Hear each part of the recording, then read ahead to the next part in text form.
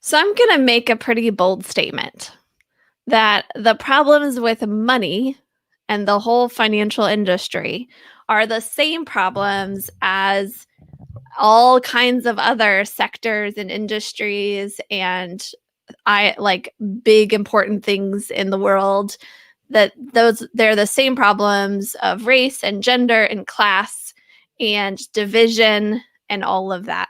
The problem is that old white men still run the world, including, most importantly, for my generation and our stories with money, including the FIRE movement. And today, I want to put forth an alternate narrative, a different story, and ask you if you'd like to create it with me.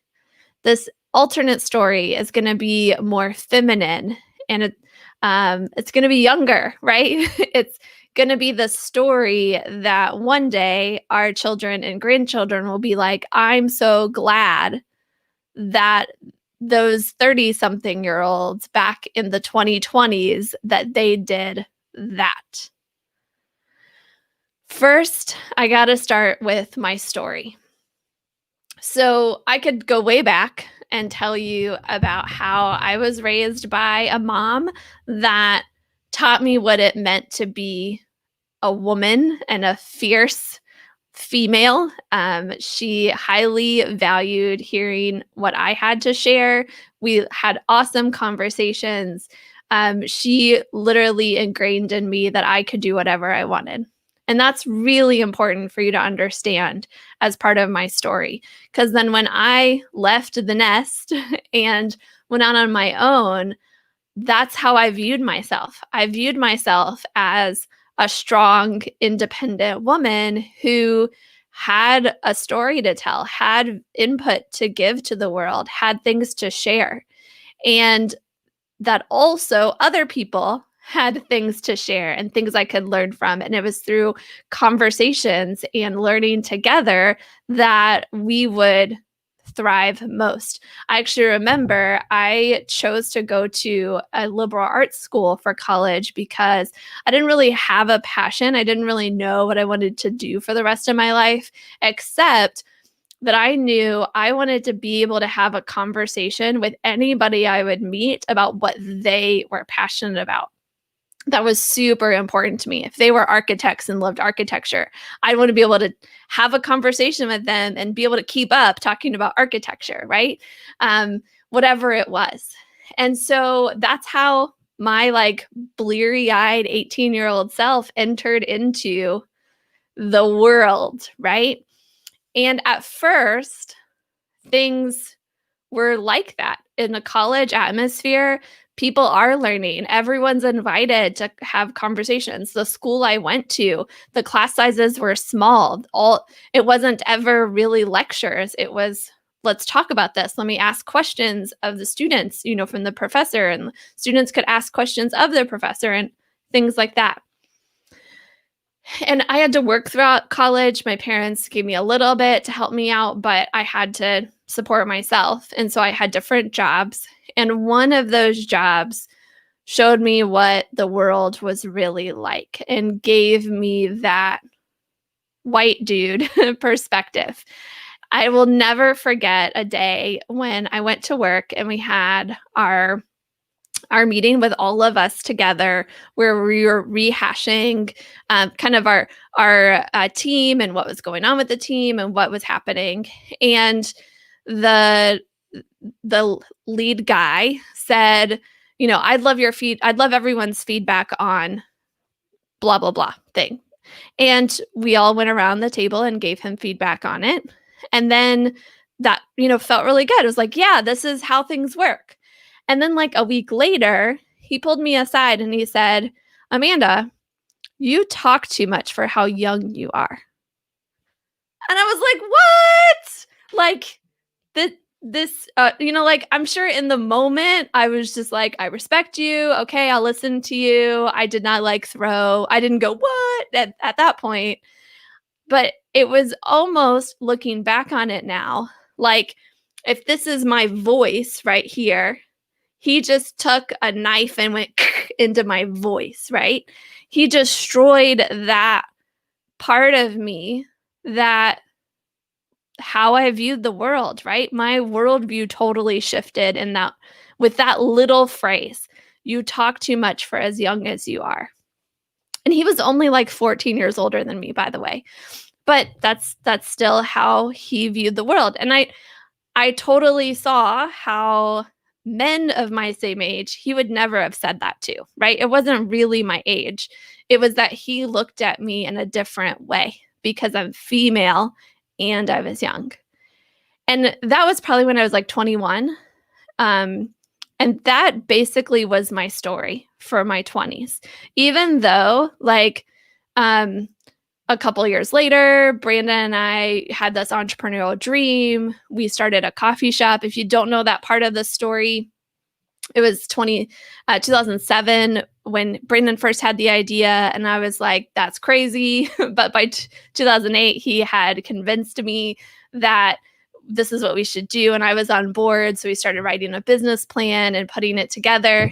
And we had this dream to create this unique coffee shop that wasn't just about becoming the next Star Schmucks. It was a place that truly built community and truly transformed the world to become a more positive place. And we worked our tails off to create this place. We opened the doors to the public. We had this big grand opening and everything in 2011. And the whole idea behind this venture was to make the world a better place, both for the people in our community and for around the world. We wanted to prove that you could have a local and a global positive impact at the same time. And as with most businesses, it was a really hard start. We worked long hours, and our personal profit, our take-home pay, were only the tips from the tip jar for about the first 2 years. We didn't pay ourselves anything other than our share of what we split with our staff. And it was about $1 or $2 per hour. And we were making a difference for others, for sure. We felt really good about that, but we didn't even think about how much we might have been on the edge of poverty ourselves. Plus, those long hours and little pay did not help at all when we went through the hardest 6 months of our lives. We had a cat die. My mom had a severe stroke. Brandon's grandma died. I had a miscarriage. Brandon ended up having to have his appendix removed. He had appendicitis. And those 6 months and the aftermath of them almost broke our marriage. But thankfully, we had some good friends who, through conversations with them and stayed open to learning and growing along with them, they really helped keep us together at that point, but just barely. Actually, I think in addition to those conversations and the love and acceptance that they had for us, it was also, sadly, the thought of dividing the debt and the business that was unthinkable. That could have been what kept our marriage intact. We had to stay together because we had too much debt. How were we ever going to figure that out if we didn't? But we knew that, like, even this like loving support we had from our friends, it wasn't going to last very long.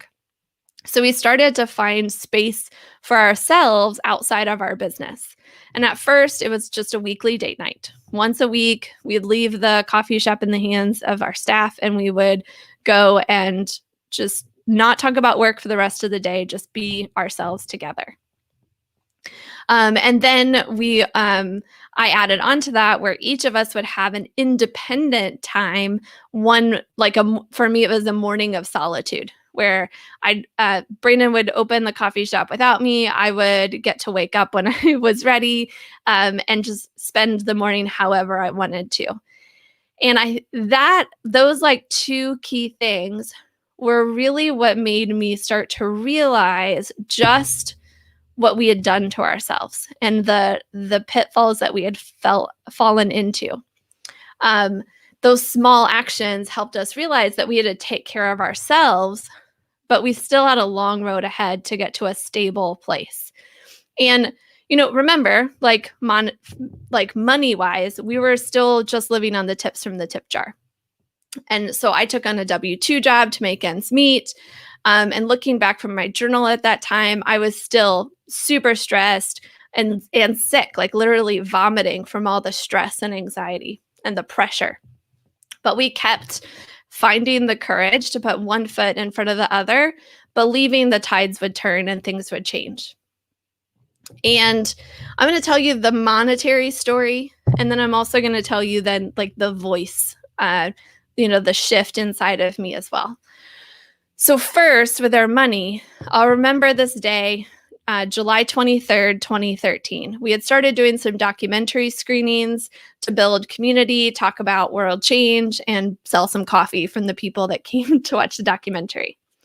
And then July 23rd that year, we chose a guy who had an office down the hall from our coffee shop to show the documentary that night, to choose it and lead the conversation afterward. And when the credits rolled after seeing that documentary, I was super mad. I was so mad that this guy, his name is Mark, that he had never told us the things that this documentary had shared.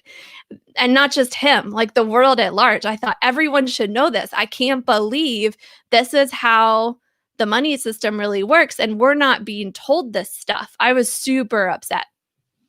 And so I pulled him aside and I said, we want to work with you. You need to tell us, now that we know this stuff, what we need to then do with our money, right? Because it's not just enough to know it, you got to enact it too. So we basically forced him to sit down with us. We have since become great friends with Mark. But we did what he pulled out of us to do. He never told us what to do. He said, well, okay, now that you have this knowledge, now that you want to change, like what's important to you? What do you want to see your money do for you? And he helped us shape that strategy. And it was actually that personal financial strategy that showed us then what needed to happen in our business, because this personal strategy had us setting aside money on a regular basis, like monthly, for long-term things and building security and stability in our business and stuff, or personal side and stuff like that. But also keeping money accessible so we could grow the business if we had that opportunity too. And when we first started, I knew like, okay, we can do this for 6 months, but if we don't figure this out for 6 months, after that 6 months, the strategy is just not going to work. But that was exactly what we needed, that kind of crunch time, those 6 months, to figure out how to make our business work, how to make our personal, like our business income side work so that it can meet our personal goals as well. And this turned out to be like super helpful in so many ways. Not only did it help us get clarity on what to focus on in the business side, but which, like we had to figure that out, right? Mark didn't show us that. He just helped us with the personal side. And then, okay, we're like, well, if this is true, then this is what we need to do over here, right? And that brings it. So that was 2013 that we started that journey. And then what would that have been? The year Brandon turned 40. That would have been 2017. I had told him that I would take him anywhere in the world that he wanted to go for his 40th birthday. So we had been working really hard, especially over those last 4 years, really like since 2011 when we opened, right? We'd worked really hard for 6 years.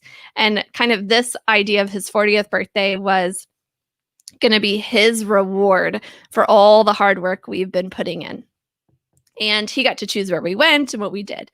So he chose that we'd go to Ireland. And the best time for us to go was at Christmas, because we always closed our business between Christmas and New Year's. And so we used that savings that we'd been diligently, following as part of that strategy to buy those tickets. We bought them well in advance. We got such a great deal. And we were really excited. So we purchased them in July, beginning of July. Then a couple weeks later, at the end of July, we got several calls from our staff while we were at the gym after putting forth a hard day's work. We're taking care of ourselves even while we're growing the business and stuff.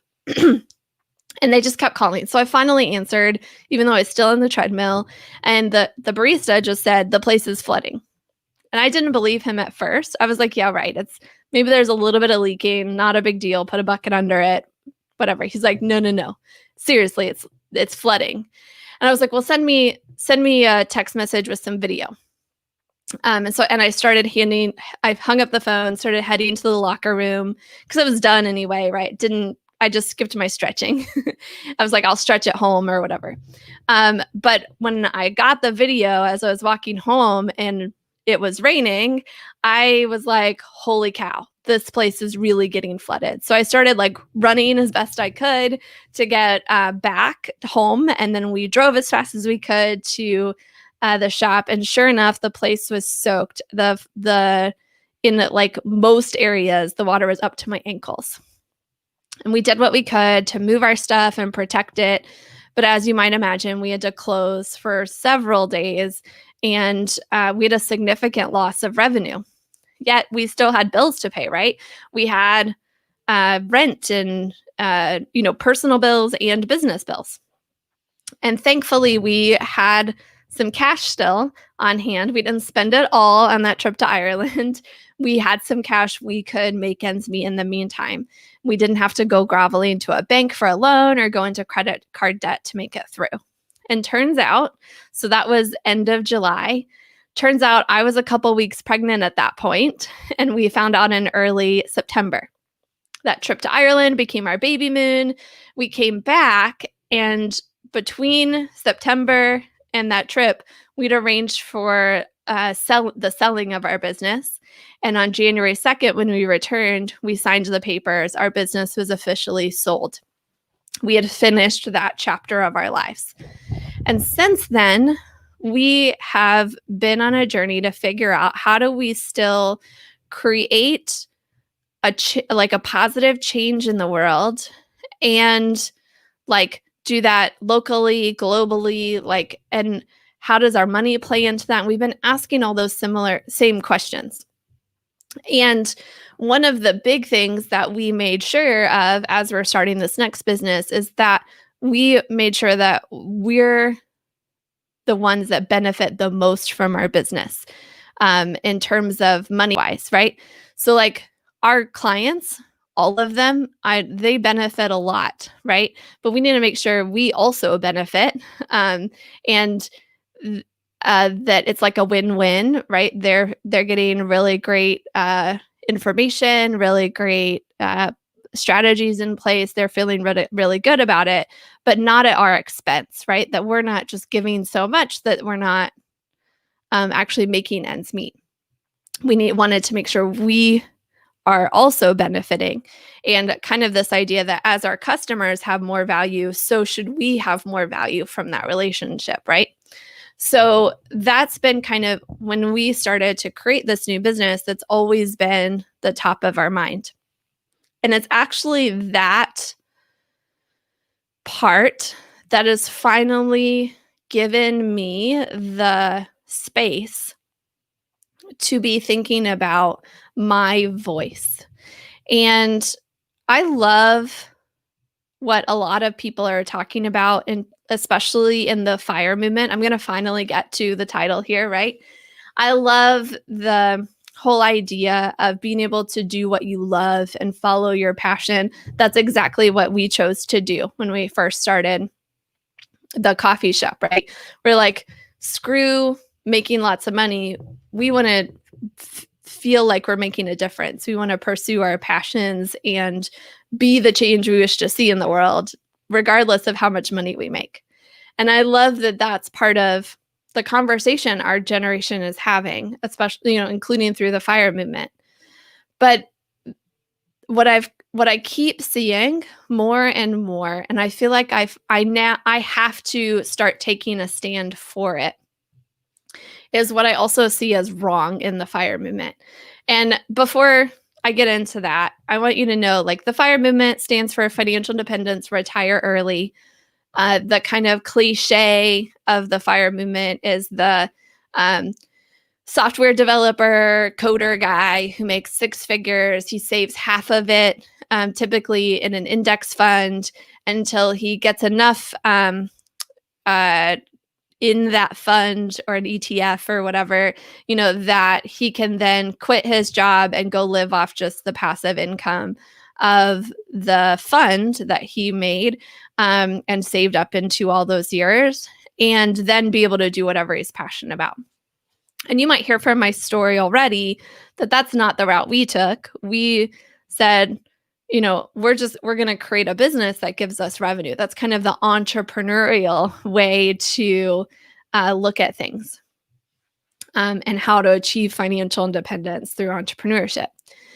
But as I get more and more familiar with the FIRE movement, with how the stock market really works, with the whole financial industry, it's really helped me see that I have this unique voice that I need to be sharing with people, that has this more feminine perspective, has this 30-something-year-old, my generational, perspective, and can be really critical in how our generation, when the power and the money does shift to us, I want these kinds of things to be what we've spent already decades thinking and talking about and having conversations around. So in that spirit of exercising my voice, sharing what I'm learning, I want to create an alternate story. I want to start creating this new movement that I'm calling the FIFE movement, F.F.I.F.E.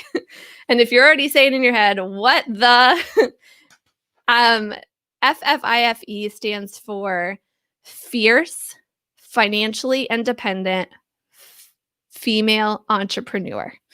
It's a movement of women who are saying, I want to achieve financial independence, but I want to do it on my own terms, in my own way, through entrepreneurship, through creating my own business, through, being my own boss.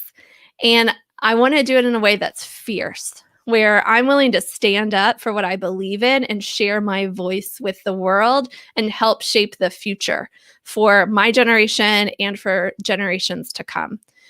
And I want us to come together and figure out how to do that, and to question some of those more masculine ideas. I'll give you a couple quick examples.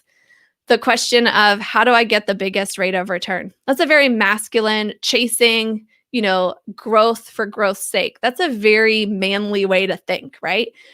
Whereas questions like, well, what do I want my money to do for me? What's really important for my life and my priorities and values? That's more of a feminine question. I think we need to be asking more people those kind of questions, right?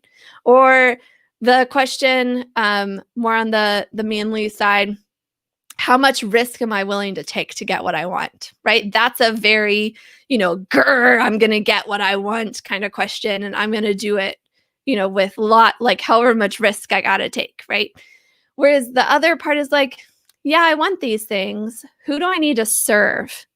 Who do I need to help? What kind of value do I need to bring into the world to get what I want?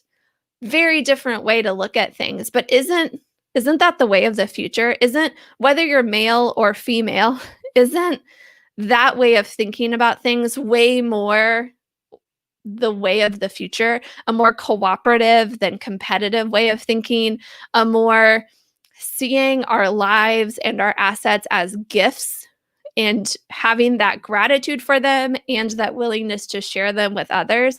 Isn't that more of who we are now? And isn't that more of what we want our future to be? So that's why I'm creating this movement, to ask those kind of questions, to have those kind of conversations. And I invite you to be part of that, to help shape what this is going to become. I am the first to admit I don't know everything. But I'm going to be learning more and more about the financial industry and how it works currently, and exploring these ways to shape it to be what we want it to be in the future. Because guess what? It is coming our direction. The people in their 60s are already handing it off to the people in their late 40s and 50s. And it's just a matter of time, but before us in our 20s and 30s today, that the people that are getting that power now are going to hand it off to us. Sure, we can help influence and shape what they do over the next 10, 20 years, but we can also make sure when that power becomes ours, when that wealth shifts in our direction, right? We get an inheritance or we inherit a home that our parents lived in, that we can have that and know what we want to do with it, right? We know our values. We've got those things lined up. So we're ready for it. Because, I mean, this comes to a very grandma-y type idea that, like, it's not like it's when whoever you are, when you become monetarily wealthy, you get, a windfall of some way, shape, or form that makes you more of who you are. So if you're chasing that rate of return, or you're saying, how much risk do I need to take to get what I want? Getting more money is just going to force you, kind of more to swing on that pendulum. But if you're thinking more about, what do I really want my money to do for me? What are my values? If I want more, I need to create more value. If you're thinking along those lines, then when you get a big shift of wealth, you're going to do something different with it. At least that's what I believe. And I want to test that out and see if it's true and help shape the narrative that we're all having around money. So I'm going to wrap it up because I've been talking for a long time. I hope you can see that I'm really passionate about this. I want to make some really cool things happen.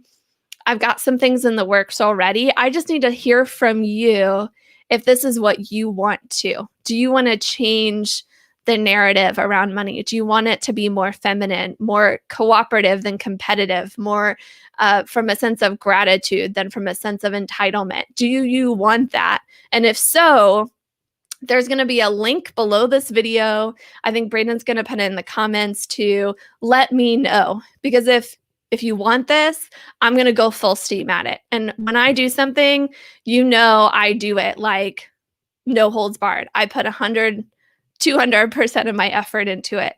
But if you don't want it, I don't want to do all that effort, if that's not what people are driving with. So go to that link. Let me actually do a quick screen share to show you what you're going to see when you go to that link. Here it is. It's just a really quick Google form, because this is totally grassroots. This is just me, right? Thinking about what's the gift I want to give to the world. How do I want to shape my generation in the future? So very basic. A little blurb there in case someone comes across it and hasn't seen this video, but just sharing your name and your email so we can keep you informed. You can put in your phone number if you want to. Let me just warn you, if you put in your phone number, I might send you a text or a phone call to ask your opinion about some things and get your feedback or whatever. But also, if you have ideas, you see ways of thinking about money that are more feminine, that are more aligned with our generation, please share those here. And I'd love to make sure I include them. And then you just hit submit and you're done. That's all that link is. Would love for you to let me know that you're interested and want to see more conversations like this. Now that you kind of know where I'm coming from, you know that this is about shaping a conversation, not about making a sale, right? Or making more money myself. It's really how do we make the future better for ourselves and for those that will come after us. And for me, being in the financial industry, that's going to be a lot about money, but it doesn't just end with money. It also ties into the planet, right? How we treat our environment, people halfway around the world and how they're being treated, people that are different from us in all kinds of different ways, how we have conversations with them. Those are all things that are going to tie into what I'm talking about here. So again, if you don't fill out that form, nothing's going to move forward. But if you want this to happen, I need your show of support. I need you to say, yes, Amanda, I'm behind you. I want to be part of this. Keep me posted. Then fill out that little Google form. Share your interest with me, and I will keep you posted of what is to come. One little tidbit, part of maybe what's happening here is that I'm about to celebrate my birthday in the month of August. I'm turning a year older. I'm thinking about the future that's coming.